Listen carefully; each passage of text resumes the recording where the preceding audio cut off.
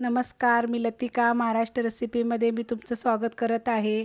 आज मी तुम्हाला बटाट्याची भजी बनवून दाखवणार आहे। त्यासाठी बघा एक मोठ्या आकाराचा बटाटा मी साल काढून असे पातळ काप करून घेतलेले आहेत आणि 2 ते 3 पाण्याने स्वच्छ धुवून हे पाण्यात ठेवलेले आहेत। पाण्यात ठेवल्यामुळे काय होतं, काळे पडत नाहीत। तर आपल्याला काय जास्त जाड नाही करायचे, बघा अशा पद्धतीत करायचे। त्यासाठी बघा बेसन पीठ घेतलेलं आहे। ह्या चमच्याच्या मापाने 5 चमचे बेसन पीठ घेतले आणि 1 चमचा तांदळाचं पीठ घेतलेलं आहे। तर ह्याच्यामध्ये बघा आपल्याला 1 चिमूट हिंग पावडर आणि थोडासा ओवा टाकायचे, चोळायचा आणि मग टाकायचा असा। त्याच्यामध्ये हिरवी मिरची मी कुटून टाकलेली आहे, 2 मिरची आहेत बघा, कोथिंबीर, थोडीशी लाल मिरची पावडर आहे फक्त ती, थोडीशी हळद, जिरे धने पूड छोटा 1 चमचा आणि चवीप्रमाणे मीठ। आता हे चांगलं आपण मिक्स करून घेऊया। पहिलं मिक्स करून घेतले, ह्याच्यामध्ये थोडं थोडं पाणी टाकायचं आणि कालवून घ्यायचं। थोडं थोडं पाणी टाकून बघा मिक्स करून घेतलेले, अशा पद्धतीत मिक्स झालं पाहिजे। आणि आता ह्याला काय करायचं, एकसारखं हलवून घ्यायचं 2 ते 3 मिनिट बघा, कधी पण पीठ असं एकसारखं चांगलं मिक्स करायचं, म्हणजे भजी आपले कुरकुरीत असे छान होतात। आणि तांदळाचं पीठ टाकलं की नाही, जर भजी आपण ठेवली ना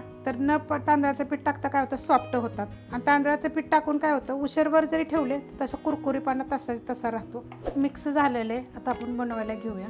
तेल गरम करत ठेवले, तेल गरम झालं की नाही की गॅस मीडियम तरी करायचं, नाही तर बारीक तरी करायचं। हे बटाट्याचे जे काप केले होते ना, त्याचं पूर्णपणे पाणी नितळून घ्यायचं। बघा पाणी काढून मी हे चाळणीत ठेवलेलं आहे। पूर्ण पाणी नितळलं की नाही की मग आपल्याला पीठ व्यवस्थित लावता येतं। हे बघा असं पाणी बिलकुल नाही पाहिजे त्याला, पूर्ण पाणी नितळून घ्या तुम्ही आणि असं बुडवायचं, म्हणजे पीठ लागतं। जर पाण्याचा हात असला की नाही की पीठ व्यवस्थित लागत नाही आणि मग ते पीठ कुरकुरीतपणा त्याला येत नाही। तर तेल चांगलं आपलं कडक गरम झालेलं आहे आणि गॅस मी एकदम मीडियम केलेला आहे। तर एक एक सोडून घेऊया अशा प्रकारे बघा, एक असं सोडून घ्यायचं।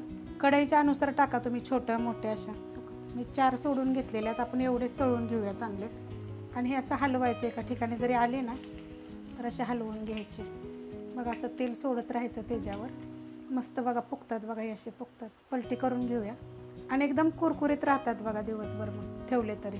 बघा कसे टमटमीत फुगलेले आहेत, पण चांगला कलर चेंज होस्तवर बघा चांगले तळून घ्यायचे, म्हणजे चांगले लागतात खायला पण, टेस्टी असे छान असे लागतात। जर तुम्हाला वाटीचं प्रमाण जर पाहिजे असेल तर मी वाटीचं प्रमाण सांगते। सपाट वाटी जर तुमचं डाळीचं पीठ असलं ना, चण्याच्या डाळीचं पीठ, तर अर्धे वाटीला थोडंसं कमी तांदळाचं पीठ घ्यायचं। बघा किती मस्त कलर आलेला आहे, तर काढून घेते बघा मी। आणि ह्याला तेल जास्त राहत नाही, असं तेलकट अजिबात राहत नाही। हे बघा आणि फुगल्यात किती बघा, टमटमीत फुगणार, एकदम असे क्रिस्पी असे होतात एकदम, आणि 1 नंबर चवीला लागतात। तुम्ही अशा पद्धतीने करून बघा। बघा सगळे आपले फुगलेले आहेत, किती मस्त फुगलेत बघा। अशा पद्धतीने मी सगळे करून घेते। ही रेसिपी जर आवडली तर लाईक करा, सबस्क्राईब करा, कमेंट करा आणि शेअर बी करा।